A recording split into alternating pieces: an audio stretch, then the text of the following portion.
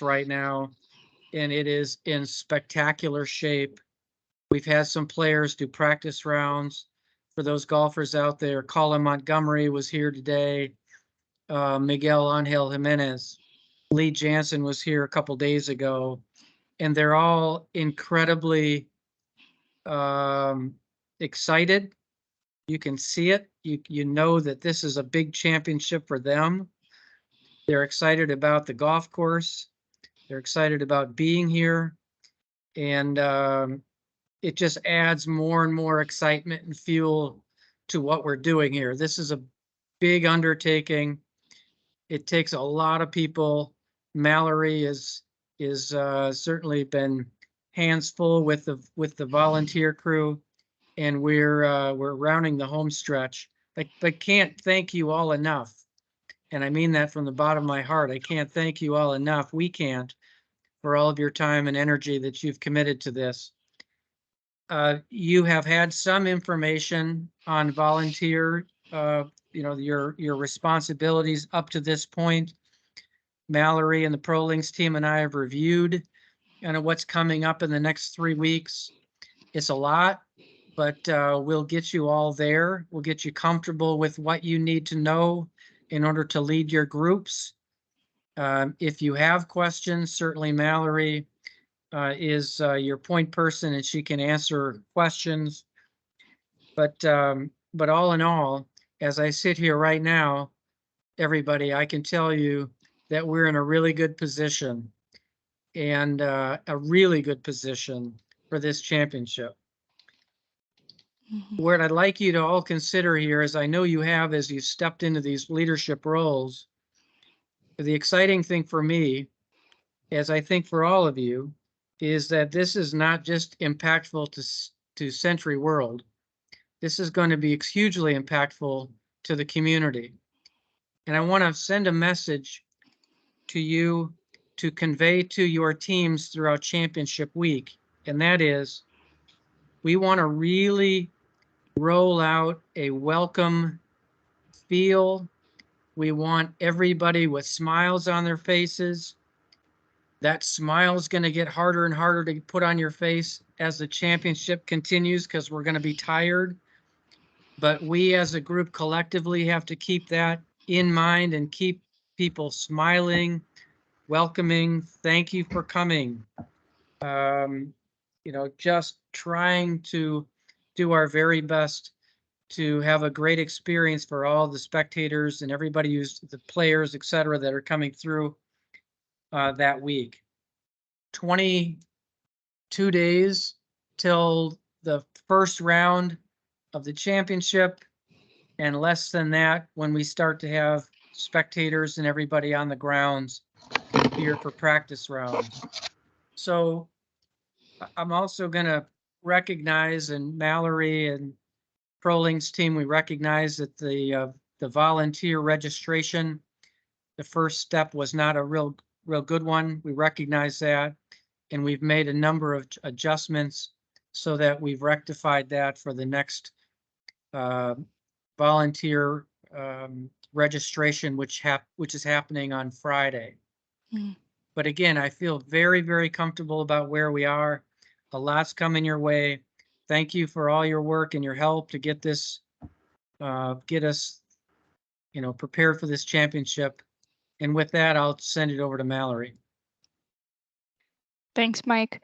Yeah, just expanding on that, we have revamped our system here, and as you all know, that's part of the challenge of this championship, is that we're all kind of doing this primarily for the first time here, whatever. So we all know that this is a championship full of pivots and adjustments, and you guys have all been wonderful at being receptive to those and rolling along with the changes as they come. So it makes my job much easier knowing that you guys are on the same page as me and that we're all working together to get this done. So without further ado, I'm going to share my screen. I've got a few major talking points for today. My internet's being a little bit slow, so we'll get the PowerPoint loaded as soon as possible. If we can get in here, whoop. And then if someone could just continue to monitor the chat or admit anybody, any latecomers to the meeting, I would appreciate it. So once again, thanks for being here. I'm going to start off with an updated course map. You have seen renditions of this at orientation and then in some other materials that have been sent out. But this is the most up-to-date course map. I know Steve and Casey are getting a new one put together already, but the biggest update for this one is that we now have these crosswalks on course labeled. So marshals, that primarily affects you. I do have some updated marshal placements coming your way as well to make sure that we are appropriately staffed to handle these spectator or player crossings, player shoots, making sure that we're ready for that. So that's a big update there. Otherwise, this one looks largely the same.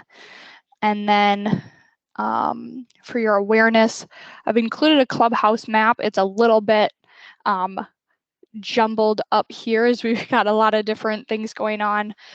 But for some of you, you will be staged out of the clubhouse, specifically the field house and the atrium. So this is the big main entrance to Century World.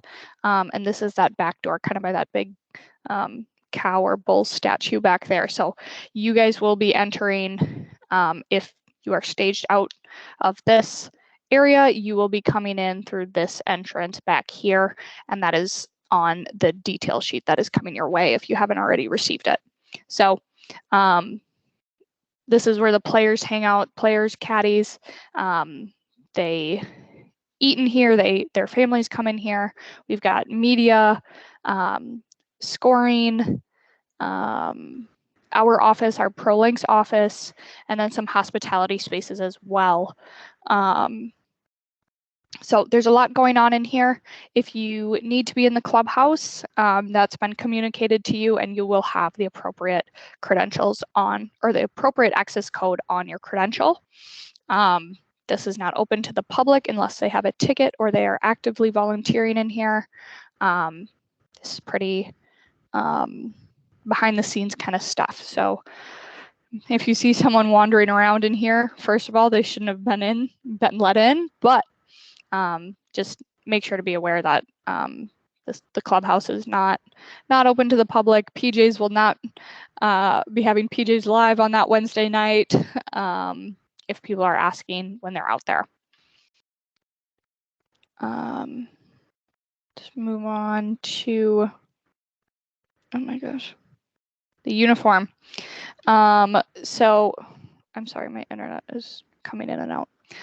So Chairman, you guys will be getting, if you haven't already picked it up, 2 different shirts. We're alternating days. You'll be wearing purple and light blue.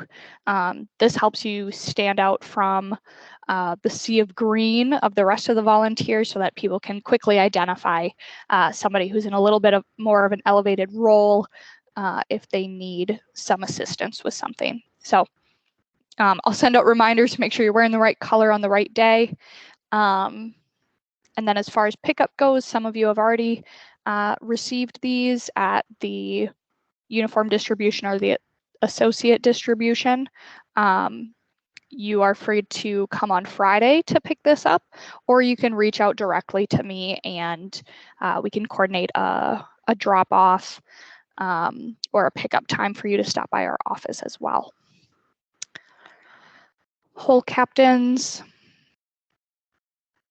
You will also be getting 2 shirts. You will be blending into the green, but you will have an armband that designates you as a whole captain. So those will be available each morning with the radio when you pick that up from the volunteer tent. If you have a shift change, if you and your co-captain are splitting up AM and PM, when you hand off the radio, you will also hand off the armband. We do that to try and limit the number that are floating around in case we lose them. And then that second person would also return it with the radio each night to make sure that we have those accounted for.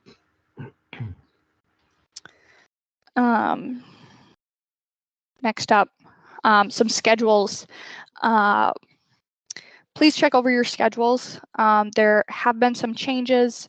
Try and fill in any gaps if there has been a volunteer who is no longer attending and that didn't get communicated to you, or if you just didn't get to it yet, to fill in any holes in the schedule. And then I'm going to ask you to send a message with that schedule included. And then also the committee detail sheet. Some committees already have that. The rest will have it by the end of the week. Please send those out to all of your committee members so that they, are reminded that the days and the times that they're working. And then any special instructions that come with the committee will be on that detail sheet. And then ask them for confirmation that they have received that. This can get filtered into spam, or, people get hundreds of emails. So just trying to make sure that we are getting through to our volunteers and that they haven't forgotten it, that they are volunteering.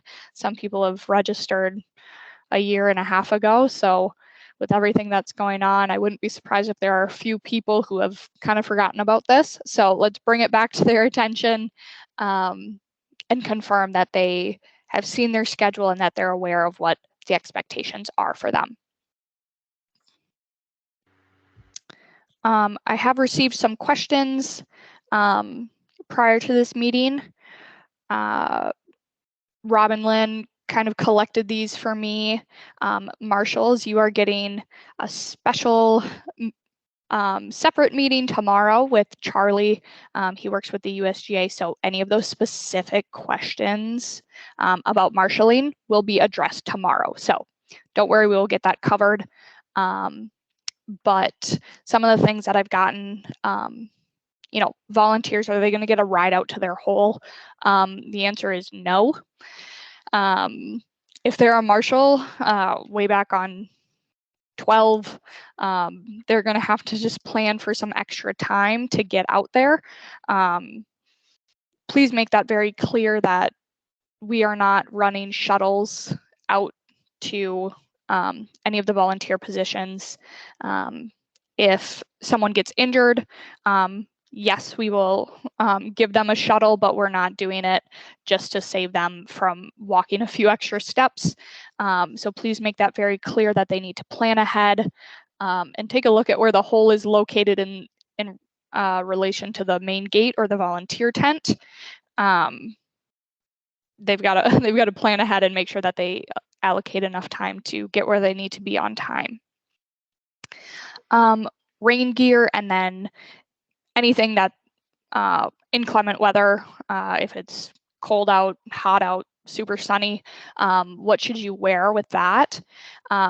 Anything that prepares you for the day and prepares you for the weather is a-okay to be worn. So a rain jacket, rain pants, even if they're not the khaki color, are okay. You can wear a wide-brimmed like straw sun hat or a bucket hat, sunglasses, sun sleeves underneath your polo. That is all okay to wear outside of what was provided. We don't expect you to only wear a polo and a vest and be ready for a thunderstorm. So anything that you feel you need to be prepared for that day and the projected weather, please bring it along with you or wear it to the course. That is not a problem at all. Just make sure that your credential around your neck is still visible outside of your jacket or coat, so that we can still differentiate between volunteers and spectators.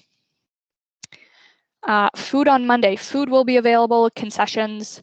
The locations will be limited. Not every location will be open, but you will still get your same voucher with the same options on Monday, even though we are closed to the public. So no need to worry about that.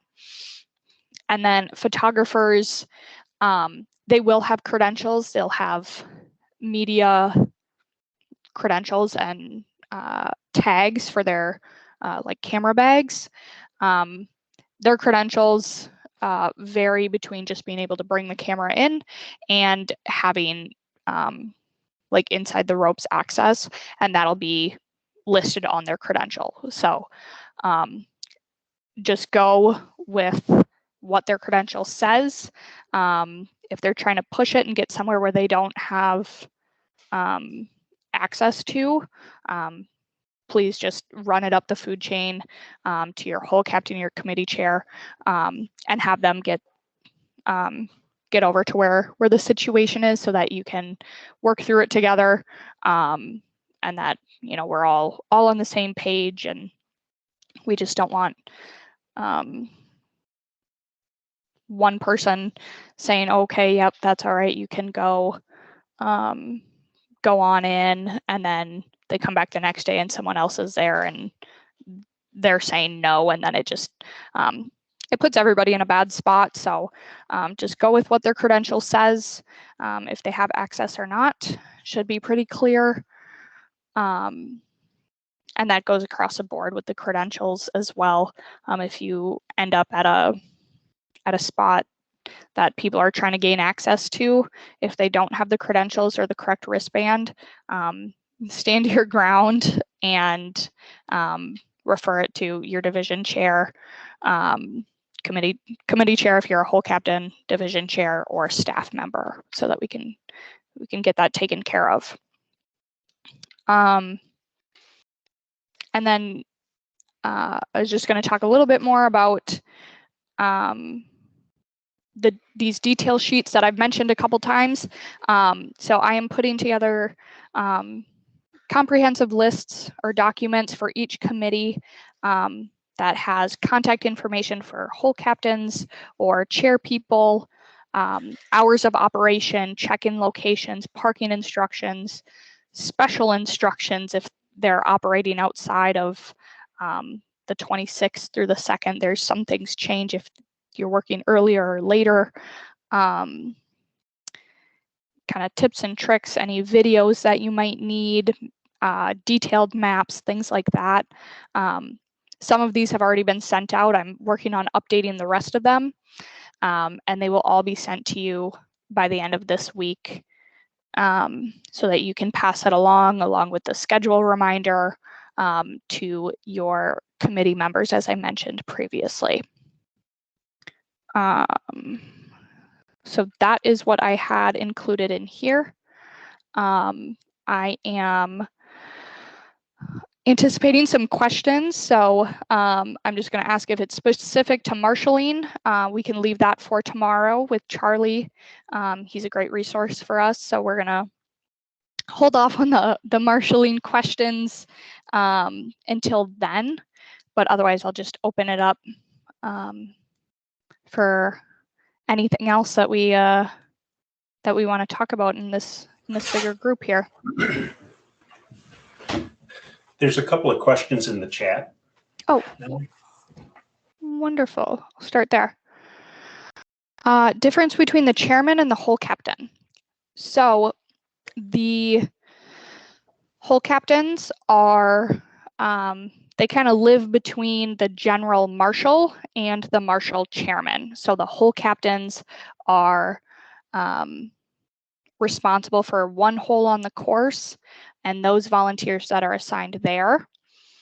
So they do all the scheduling for that. They oversee it all day, every day that they are operating, or that we have players out there. And then the chairman for the marshals, they are one step above the whole captain, where they oversee all 18 holes, all 1,000 or so marshals are kind of under their umbrella. So we just add the whole captains to add a little bit more support, since that is the largest number of volunteers that we have on a committee. So each hole captain is kind of zeroed in on one hole, and then the chair people typically. So in like the sense or the case of the hospitality or walking scores, things like that, they just handle their volunteers directly. Alan, does that answer that question there? Yeah. Hi, Okay. again, this is Alan Hammerstead. Just one follow-up. So my fellow hole captain, Fred Hillman, mentioned to me that he thought that when they got their shirts, so he's a hole captain, but he Mhm. said that we got the 2 different color shirts. In the PowerPoint you showed, I thought it showed the chairman getting the 2 different colors and the hole captain's getting the single color. Yes. Okay. Let's follow up. Can we follow up after and just Yes. get to the bottom of that? I'm not sure Yeah, Fred exactly just what's told me going on there. differently. Yeah, I just want to Okay. make sure we're clear, that's all. Thank you. Yep. Thanks. I'll move on. Dave had a question about chance to see in the media credentials before the start. Yep, so we're gonna have some credential boards that will show all of the different types of credentials that you'll see. So there will be different for vendors, staff, media, player, USGA. We'll have them all together and a little blurb about who has these and where they get to go. So we will have those available for your viewing as well. I mean, is it going to be, I guess what I'm wondering, are the marshals primarily responsible for making sure that, photographers don't, jump a rope when they're not supposed to and that kind of thing? I guess I'm concerned. Yes. We're supposed to police that, or our teams are supposed to police that. How do we do that without having to like stop every one of them and look at their credentials? Is there some broad like colors, or is there those kinds of things to make it easier to know what they can and can't do, or is it pretty much behind the rope, in front of the rope? So inside the ropes access is pretty limited. So my rule of thumb is if someone's going under the rope, that's clearly not a player or caddy. Stop them. Ask for the credential. That's what I was looking for. Thanks. Yep. Will there be a bike rack for volunteers who want to bike? Yes, we will have some bike racks on the intersection on the corner of North Point and Michigan. I learned today that Michigan turns into Reserve. So those are the same street. I learned that today. So right there at the corner, that 4-way stop sign where you would turn, or I guess you could turn left or right to go to Century World. We'll have some bike racks where they can lock them up, and then you'll just walk along the grass and the fence line there to get to that main gate.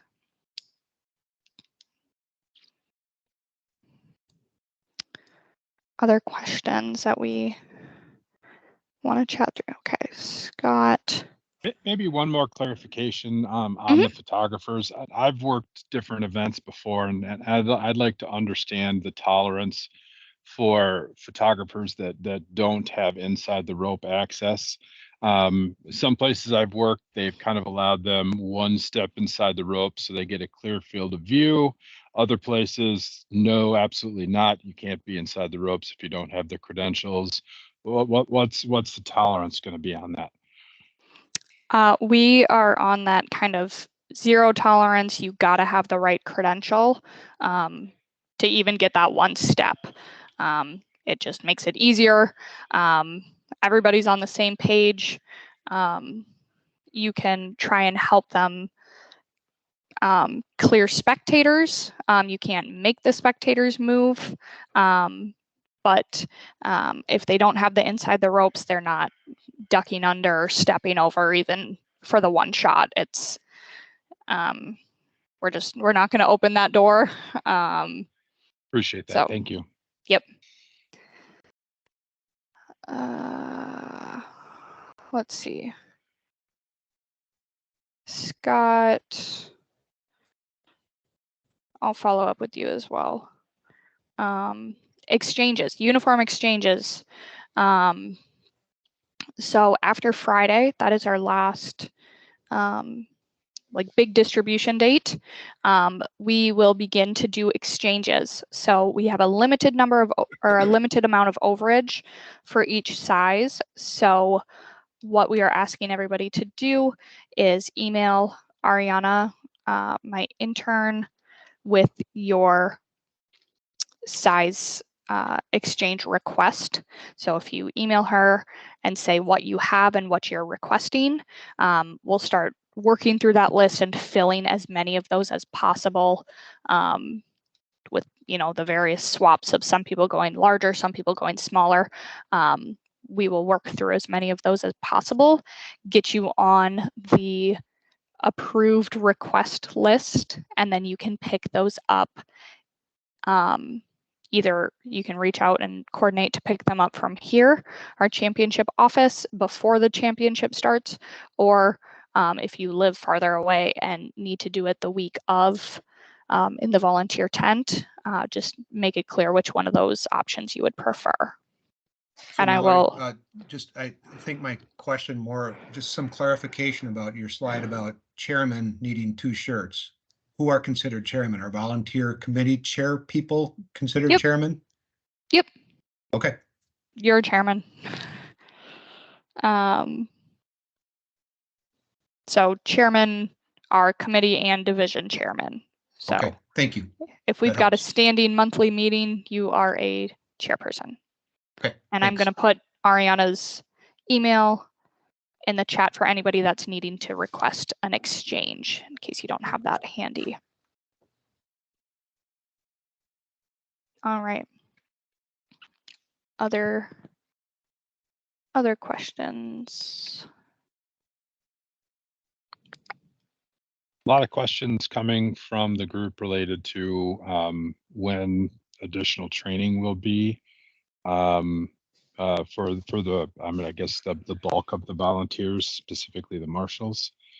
Any update on that? Yep. So the marshals, we'll talk about this tomorrow with Charlie a bit, but we will. I've got some videos from the USJ that we'll send out to them in that detail sheet. That, you know, I'm just updating the rest of it since we just got those crosswalks and whatnot. So that will be coming out this week still, and I count Saturday in this week in case I don't get to it tomorrow. So that will be here for you to pass along to your marshals on the hole that you were assigned this week still. Thank you. Hey, Mallory, maybe just a quick question on Monday in general, because that's not really an official day. What does that kind of look like? Yep. So we will still have volunteers out and about. We'll have some people doing like marshals will be out as players can be practicing that day. We will still have, you know, admissions and will call. We'll have hospitality doing kind of a run through of their different areas. We've got kind of a lot of different kind of situations for each committee, I should say. It kind of depends what their responsibilities are, and that's been communicated through kind of what their shifts look like. If you have shifts, then you'll be there kind of doing the same thing as the rest of the week, but just in a more toned down version, kind of get in the lay of the land. But if you don't have volunteers on Monday, or even Monday, Tuesday, Wednesday, you just, I guess, get the day off. You don't need to hang around if you don't have volunteers there.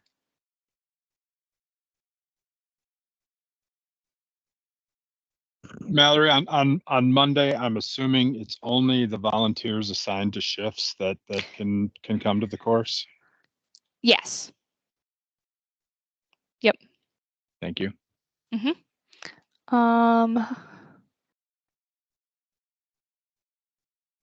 If volunteers can't make it on Friday, their credentials and parking pass will be mailed out next week. We'll work on that over, the entire course of the week, getting those all mailed out as quickly as possible to make sure that everybody receives it in time. And then the rest of the uniform package, so like the polos and the vest, will be available in the volunteer tent before their first shift. And they can use their credential to come a day early. Say if their first shift is on Wednesday, they can stop in on Tuesday afternoon and pick it up, or just stop extra early before their first shift and just change their on-site if they're getting in late the night before or something like that. We have already mailed out a large chunk of credentials and parking passes for people who knew they weren't going to be able to make it. So we've got a system down for that as well.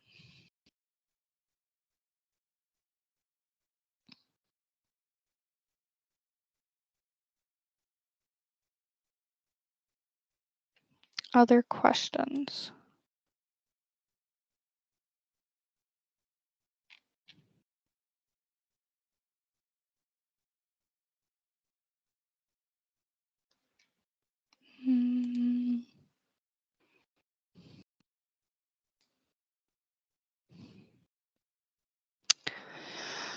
Is there a way to know if the whole marshals or really any members of your committee have or have not picked up their uniforms? There is a way to do that. I would have to compile that list for you. That's something, if you want to request that after Friday, I can put that together for you. But I will also, after that, if they haven't already contacted us, they'll just be getting their credential and parking pass mailed automatically, and we do notify when that happens so that they're on the lookout for it, and they'll just get the rest at the volunteer tent. Okay, thank you. Again, this is Alan Hammersted. The primary reason I'm asking is because I've emailed them all a few times and I've asked them to reply, and I get 4 or 5 that haven't really replied. Okay. I'm not certain if they're reading it and not replying, or they just aren't getting it, or what. Well, I had one of them, interestingly enough, they changed their email address and we got that fixed, so I was able to get a hold of them, but there's 3 or 4 of them that are questionable. Okay. Yep, we can. Thank you. Mm-hmm.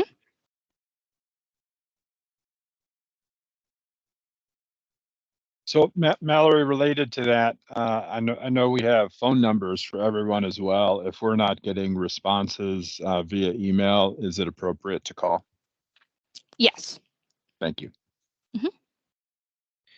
Mallory, I would just mention that I can't tell who has replied or who hasn't. It just tells me, 68 of 72, for example, have replied or have actually read the message, but it doesn't tell me anywhere that I can see which ones haven't. So I couldn't call them. Okay. I can look into that and see if there's a good way with your guys's kind of access levels, if there's a good way for you to see that. I can send out a message afterwards as well, just to this group, if you're interested in digging deeper into that. Yeah, I'd be interested. Thank you. Oh, yep.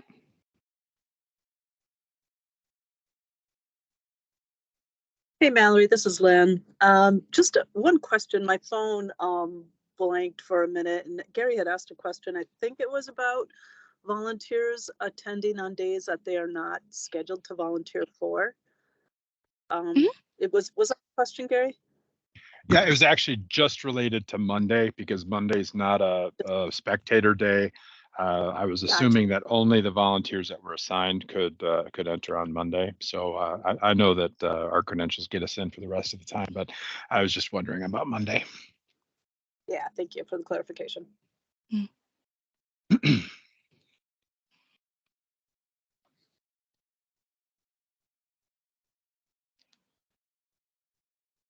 Anything else?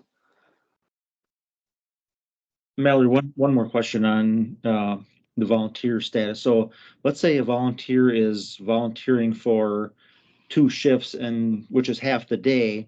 And then they're going to be a regular spectator the rest of the day, but yet we're not supposed to be wearing our volunteer uniforms when we're spectators. How should we manage that? Yep. So the idea is that you're not purposefully putting on your volunteer uniform just to be a spectator.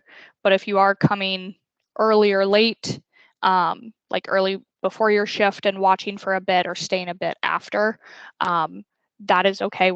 I'm not asking you to bring a change of clothes or anything like that. And I'm sorry if that wasn't clear.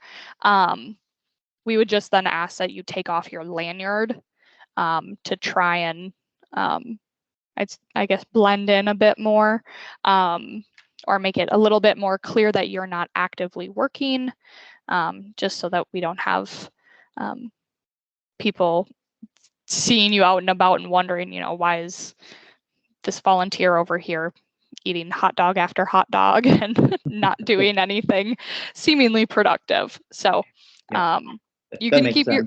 keep your polos on, take the lanyard off if you're still wearing the rest of it. And somebody might ask you, but continue to be an ambassador for the event. Say, I'm actually not working right now, and point them to the nearest volunteer that you can see, and kind of get them where they need to go. Or if it's a quick, easy answer and you want to answer it, that's great. Happens Yep. from time to time. So Okay, that works. Thank you. Yep.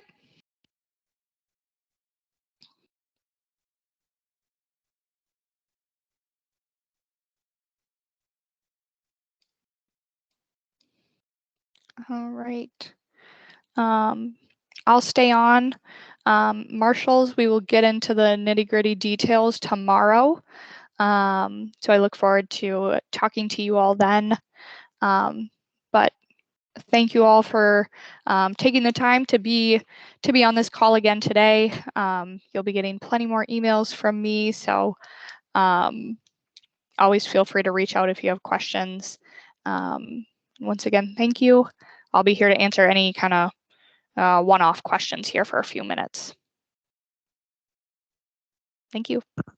Thanks, Mallory. Thanks, Thanks, Mallory. Mike. Thank you, Thanks, everybody. everybody. Thanks, Mallory. Thank you, Mallory. Thanks, Mallory. Mallory. Mike.